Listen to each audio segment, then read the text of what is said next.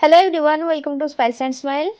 आज ମୁଁ କରିବି ଭେଜ୍ ମାଛ ତରକାରୀ ଆଉ ସୋୟାବିନ୍ ଆଉ ଆଳୁରେ କେମିତି ଭେଜ୍ ମାଛ ତରକାରୀ ବନାଯାଉଛି ଭିଡ଼ିଓଟିକୁ ଶେଷ ପର୍ଯ୍ୟନ୍ତ ଦେଖନ୍ତୁ।